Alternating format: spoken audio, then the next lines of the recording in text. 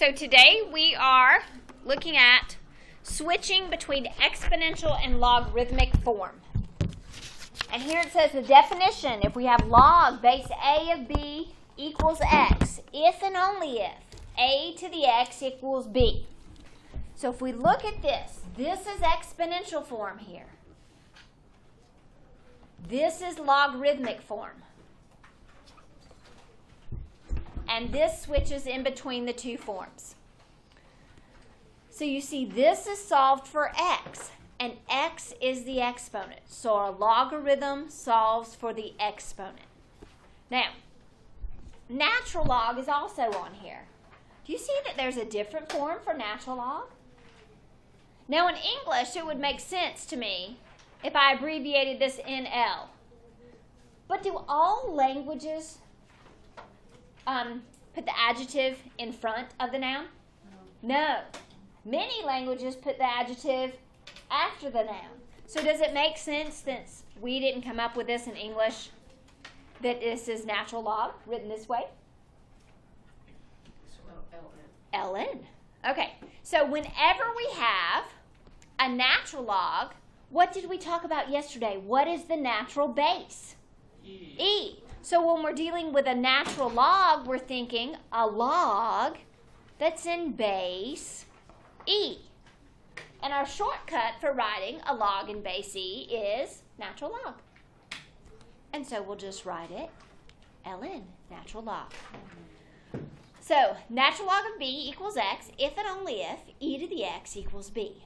So we're going to slowly go through some of these. Let's switch forms. This is exponential form. There's absolutely nothing to solve. This is just a statement. 2 to the third equals 8. Yes, it does. This is an exponential form. Now we're going to rewrite this in logarithmic form.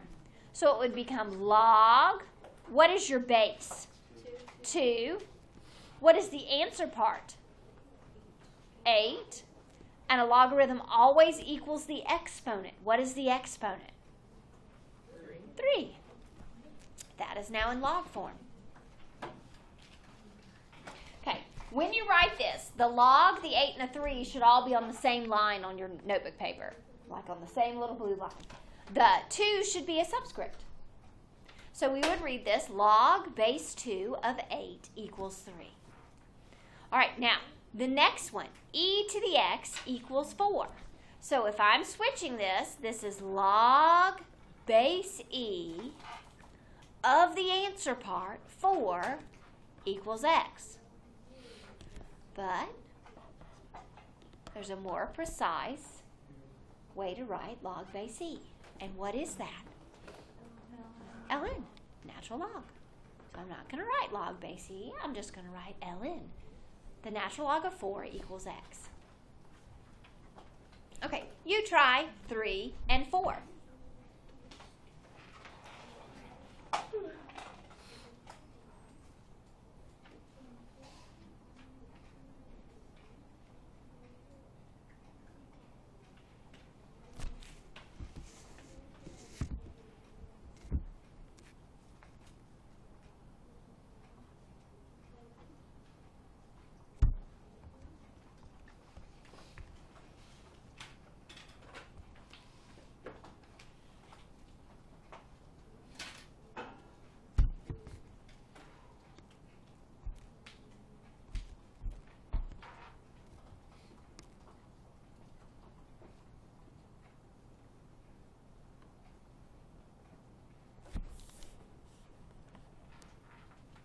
Okay, for this one, did we get log base 2 of 1/8 equals negative 3?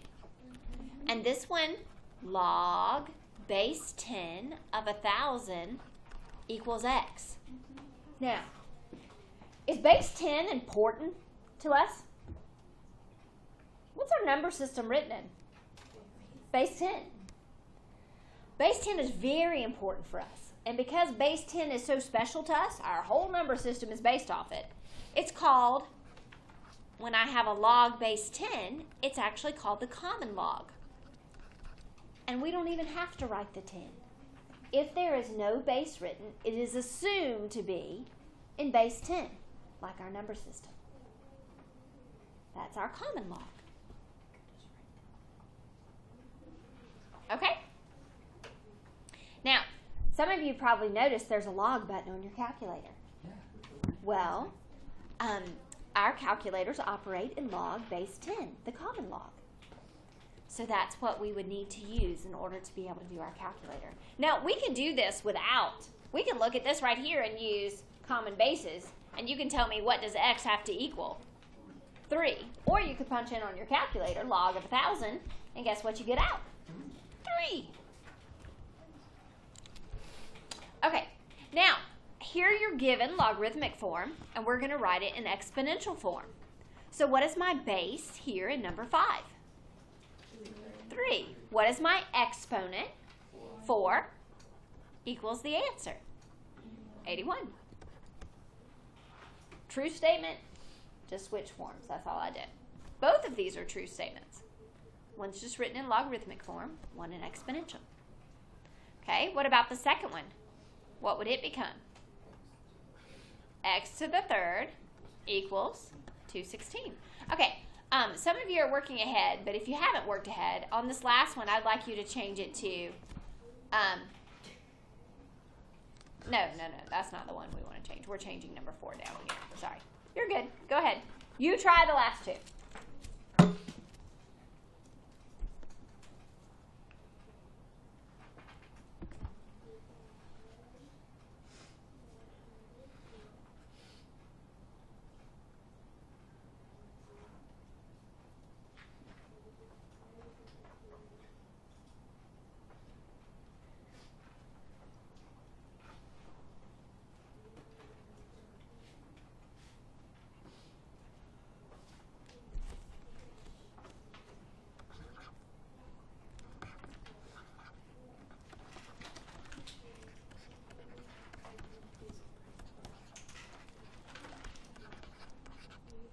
Okay, how'd you do? All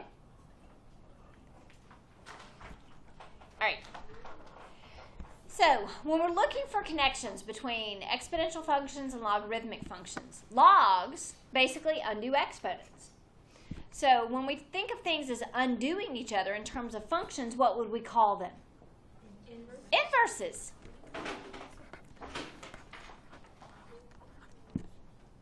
So, if I were to graph a function and its inverse, they're always going to be symmetric over what line? Y equals x. So now we're going to walk through how to graph logarithms. First, I want you to think about the inverse of these functions. These are all exponential functions. This is the one we were going to change to e to the x. These are all exponential functions, and let's write their inverses, which are going to be logarithmic. So an inverse, what do we do with our x and y?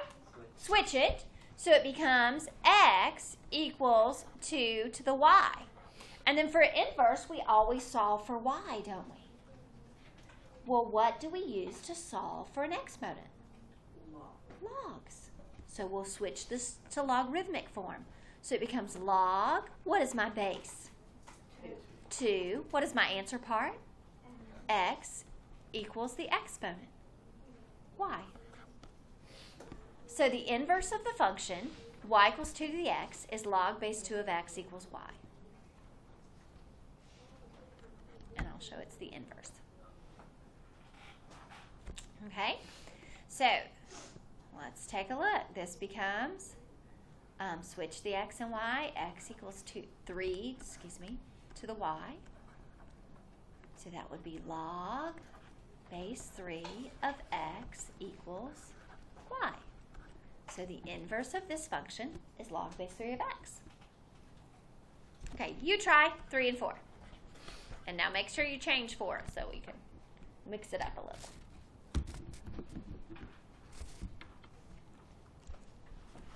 This is y to the negative 1. Where'd that come from? That's just the notation for inverse. Okay.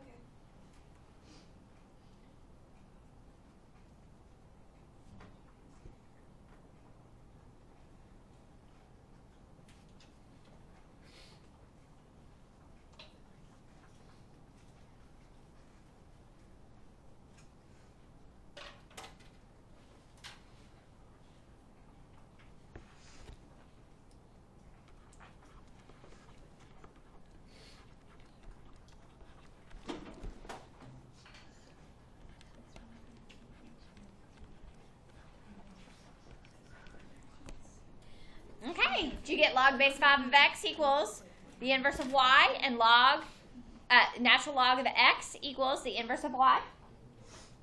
Excellent. Okay, here I asked for 5. We're just going to do 3. So first we're going to identify 3 points that would be contained on this graph. Well, we know this graph. This is the exponential. Where's my asymptote? 0. Okay, right here at y equals 0. So draw that in. Okay, we always did 3 points. We did -1, 0, and 1. So 2 to the negative first is 1/2. 2 to the 0 is 1, and 2 to the first is 2. So those were the 3 little points we'll plot here.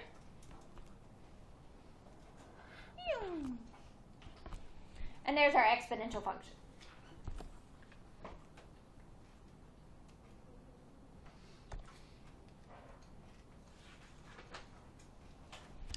Okay, so if exponential and logarithmic functions are inverses of one another, what would happen with these ordered pairs? They would just switch. So I'd get 1/2, -1, 1, 0, and 2, 1. For the inverse, which is the graph of the log. So this was y equals 2 to the x, and now I'm going to graph y equals log base 2 of x. So I go over 1/2, down 1, and it looks like this.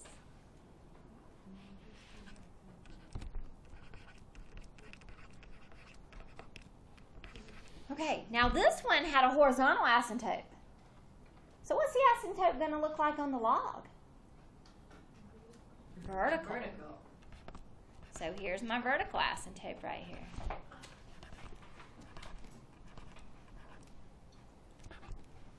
Now, does it look, I know I just sketched them so they're not beautiful, but does it look like if I reflected over y equals x, they would fall on top of one another? Mm-hmm. Yeah. So let's go back up here and revisit domain and range of the original function. The domain was, for the original, y equals 2 to the x, -infinity to +infinity, and the range was 0 to infinity. So if that was the domain and range of the inverse of the function, then its inverse would just swap, wouldn't it? The domain should be from 0 to infinity. Is that what the graph looks like? Yeah. And the range should be from -infinity to +infinity. Is that what the graph looks like? Yeah.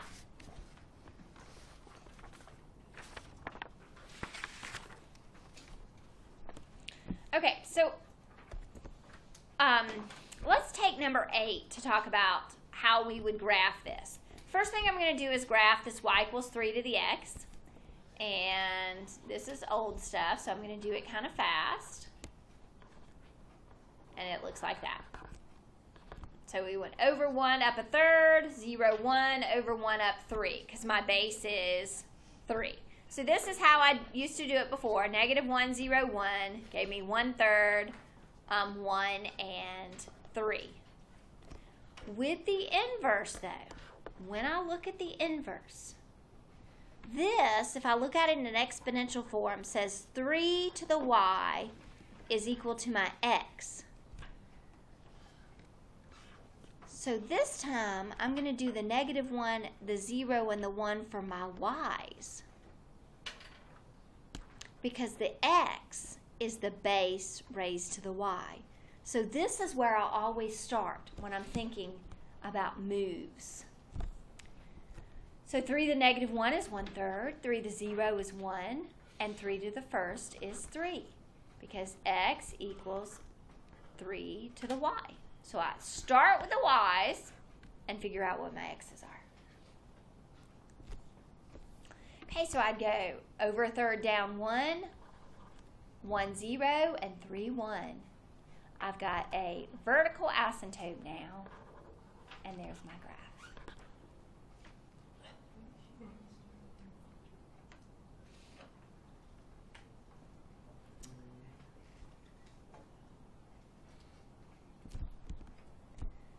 Okay, so let's look at this in terms of what happens with the transformations. We have shifts, translations and reflections that we're going to work with. We're not going to do so much the vertical or horizontal stretches or compressions, but we're going to look at what effect shifts and reflections would have on our graph. So what is accomplished by the 1 in this equation? Yeah, it shifts the whole thing right 1 unit. And what is accomplished by the 3? Up 3 units. So if I'm thinking about the graph of a logarithmic function, I know there's an asymptote. What kind of asymptote does it have? Vertical. And this shifting it right 1 unit shifts the asymptote, doesn't it? Shifts the asymptote right 1 unit.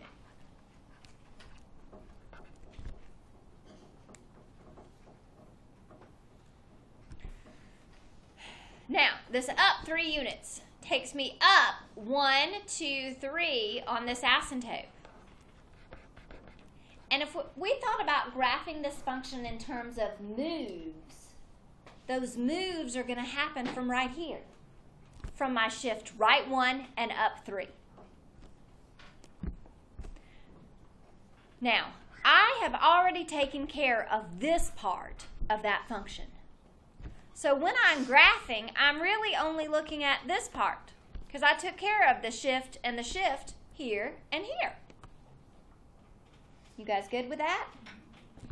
So now I'm just looking at y equals log base 2 of x. That's the only part I haven't dealt with, which in exponential form would be 2 to the y equals x, wouldn't it? So that's why when I do my table, I'm going to pick values for y. Because if I picked values for x and plug them in, it'd be really hard to figure out what y is. But if I pick values for y and plug them in, it's real clear to see what the x should be. So what's 2 to the negative 1?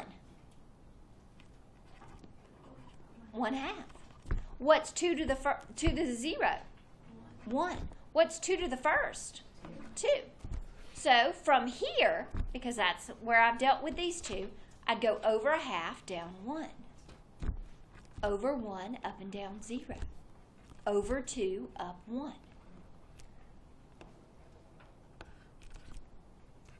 And there's my logarithmic function.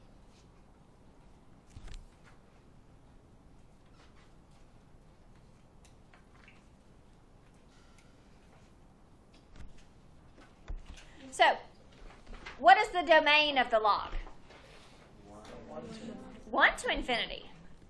What is the range of the log? Negative infinity to positive infinity. Ooh, the last thing it asked me for is a 0. How do I find a 0 of a function? What do I do with the original equation? Set it equal to 0. So instead of y equals, I'm going to put 0 equals. And then I have to solve it. So the first thing I have to do is get rid of this 3. How do I do that? Move it to the other side.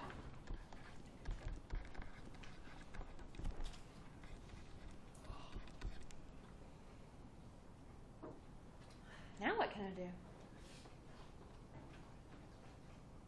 Switch forms. Good. Whenever you get a logarithm and you're not sure what to do, you always switch forms. So it becomes 2 to the negative 3rd equals x minus 1. What is 2 to the negative 3rd? 1/8. 1/8. And then move the 1 over. So what is x? 1 and 1/8. So where's my 0? 1 1/8.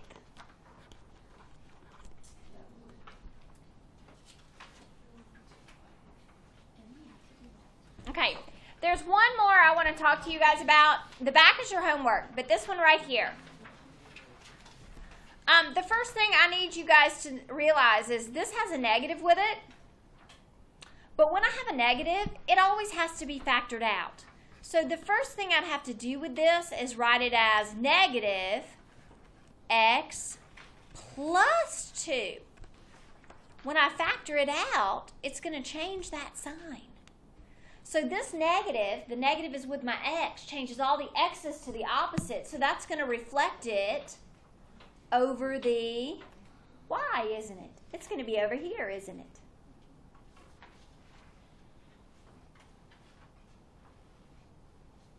Okay, the other thing I want to do with this problem is show you how to find the 0 when it's natural log. I always want the exact 0, so we're still going to add, move that number over. And this time it's natural log, so what's my base? E. So it's e to the 3rd.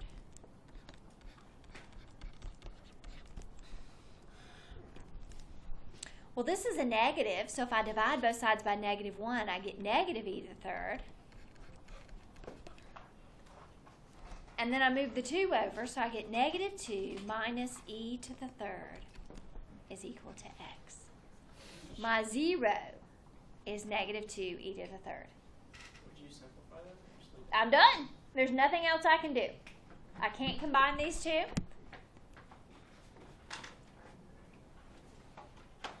Got a rational and an irrational. Okay. Homework's in the back.